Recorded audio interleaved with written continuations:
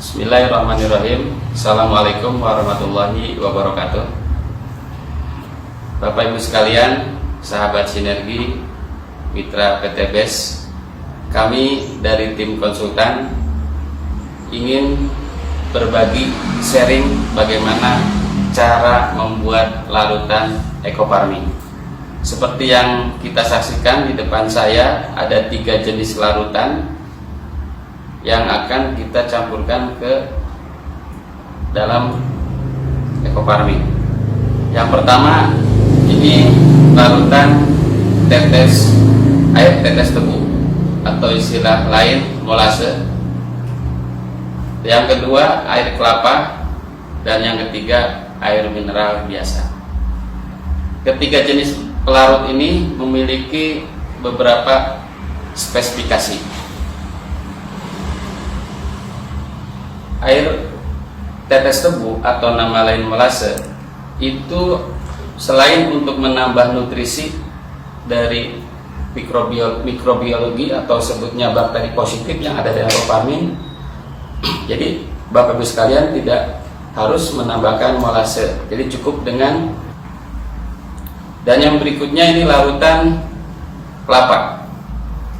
Larutan kelapa ini selain sebagai pelarut juga memiliki spesifikasi lain, yaitu bisa menambah daya maksimal daripada larutan biofarming karena di dalamnya banyak nutrisi atau mineral yang ada dalam kandungan air kelapa itu sendiri.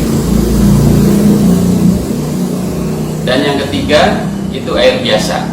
Ini yang sudah umum dilakukan oleh Bapak Ibu sekalian dalam melarutkan ekofarming. Namun di sini untuk air biasa tidak ada kelebihan lain sebatas hanya pelarut. Kita perhatikan, ini sambil contoh. Untuk ekofarming yang akan kita larutkan, ini bentuknya, kita buka. Boleh berdiri nih. Nah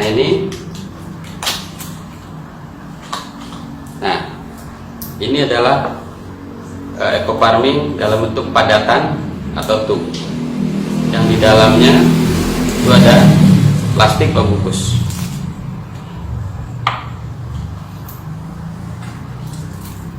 Ternyata di dalam tub ini juga dalam kemasan ada buku petunjuk untuk penggunaannya, baik kebutuhan jenis tanaman maupun dosis standar yang ada dalam brosur ini. Kita buka lagi.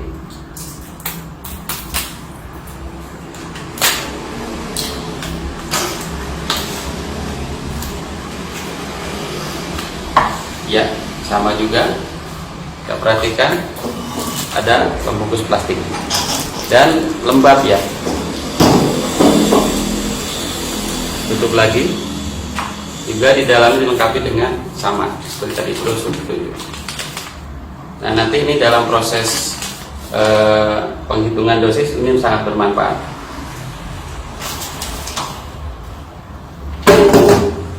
Mari kita langsung saja tata cara pembuatan larutan, mulai dari larutan tetes tebu ya.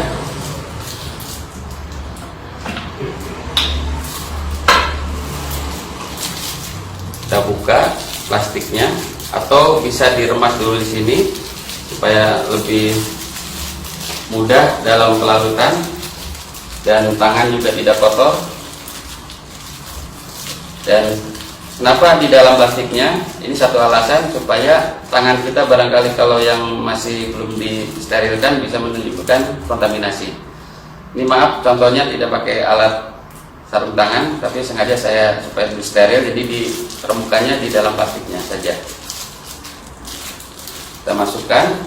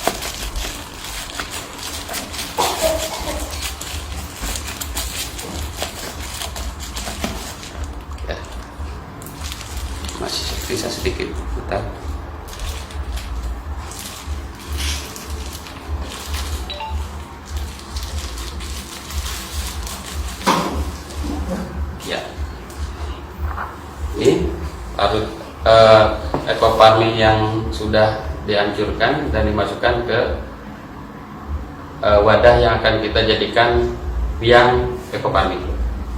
Selanjutnya kita campurkan molase atau air es tebu ini menjadi pelarut.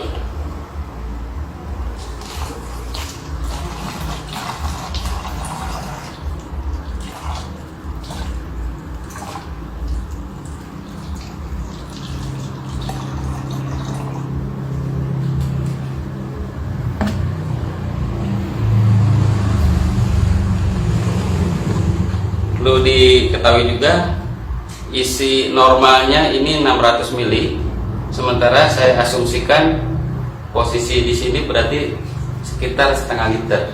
Jadi kalau 2 hitung ditambahkan 1 liter.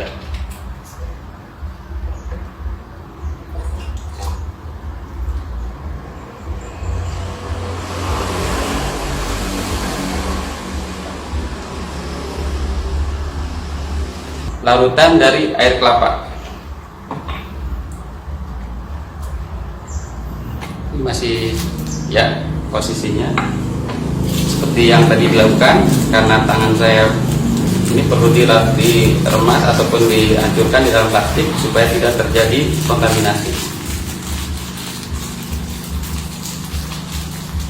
Nah, ini kelebihan dengan adanya tambahan plastik ini, minimal pada saat penghancuran tidak langsung kena tangan, sehingga tidak kemungkinan kecil untuk terjadi kontaminasi bakteri yang ada dalam tangan kita.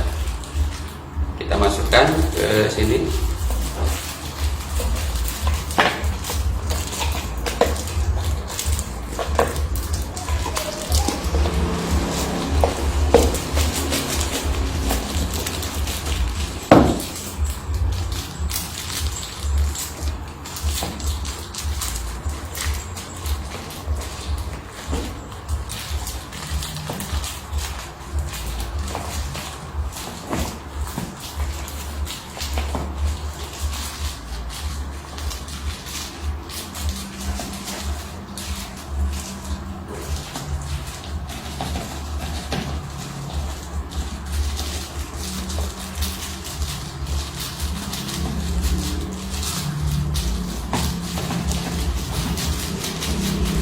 Memang karena lengket jadi agak lumayan untuk memasukkannya, tapi nggak masalah, yang penting bisa masuk semuanya dengan ukuran yang sama. Kita tutup.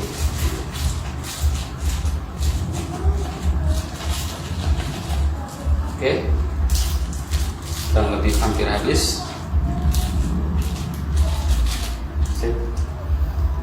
Kemudian ini hasil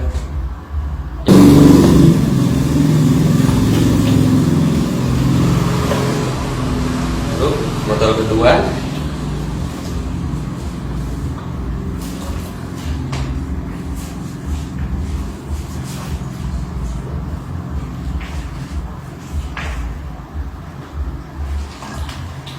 Kita petak sedikit supaya ampas bisa langsung masuk. Ya, selesai untuk pembuatan larutan biang ekoparmin dengan bahan pelarut air kelapa, dan proses penutupan harus rapat juga, kemudian diaduk. Ini hasil yang sudah jadi biang ekoparmin dengan pelarut air kelapa. Kita lanjut berikutnya untuk pelarutan dengan air mineral atau air biasa. Air biasa kita hancurkan dulu supaya lebih memudahkan.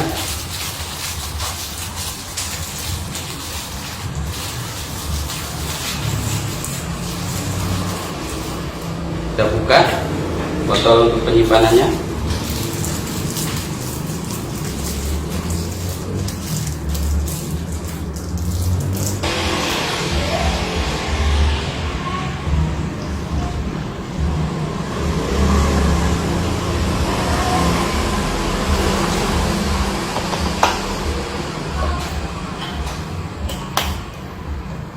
level kedua.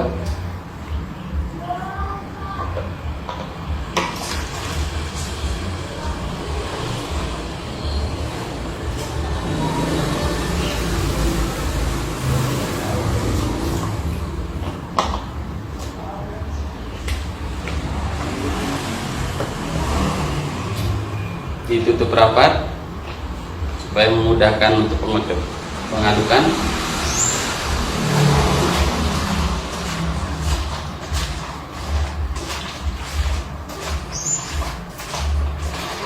Inilah larutan yang sudah jadi dengan pelarut air mineral biasa.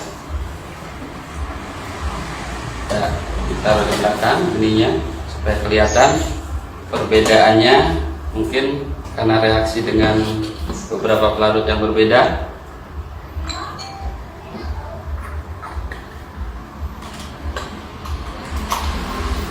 Nah, ini kita susun dulu supaya kelihatan lebih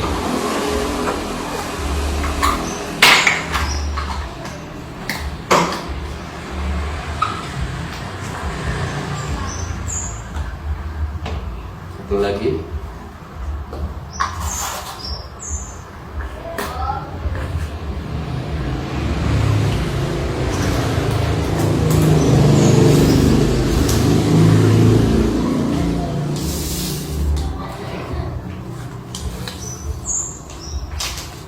Inilah hasil dari pelarutan Coparmin dengan 3 jenis pelarutan, yaitu air tetes tebu molase, ini dengan air kelapa, dan satu lagi dengan air mineral. Secara fisik kelihatan hampir mirip ya, anggapnya sama. Tapi yang membedakan nanti hasil dari pelarutan ini tentunya akan memiliki efek yang berbeda-beda. Yang pertama, ini jelas dengan molase kita tidak perlu lagi menambahkan molase untuk dalam waktu penyimpanan yang lebih lama.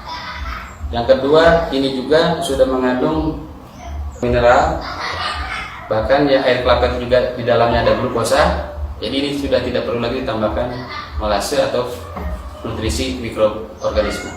Yang ini yang terakhir, ini mesti ditambahkan molase kalau disimpan lama. Terus untuk nanti pemakaian berikutnya setelah selesai membuat larutan, ini menjadi ukuran bahwa larutan ini nanti akan dibagi dalam bentuk dosis ataupun penghitungan konsentrasi dalam aplikasi penyemprotan. Nanti pada sesi berikutnya kita akan terangkan atau sampaikan materi tentang bagaimana cara menghitung dosis dan konsentrasi penyemprotan. Demikianlah untuk sesi ini kita akhiri, bahwa dengan Ecoparmin insya Allah kita siapkan larutannya, tinggal aplikasi, mudah-mudahan bisa akan lebih bermanfaat untuk petani, khususnya solusi buat petani. Harapan kami dengan menggunakan farming ini dan cara pelarutan yang benar itu memberikan dampak yang lebih positif dan lebih kedepannya petani menjadikan solusi untuk pemupukan berimbang. Demikianlah beberapa yang bisa kami sajikan. Semoga bermanfaat. Salam sinergi, go berkah, no riba. Assalamualaikum warahmatullahi wabarakatuh.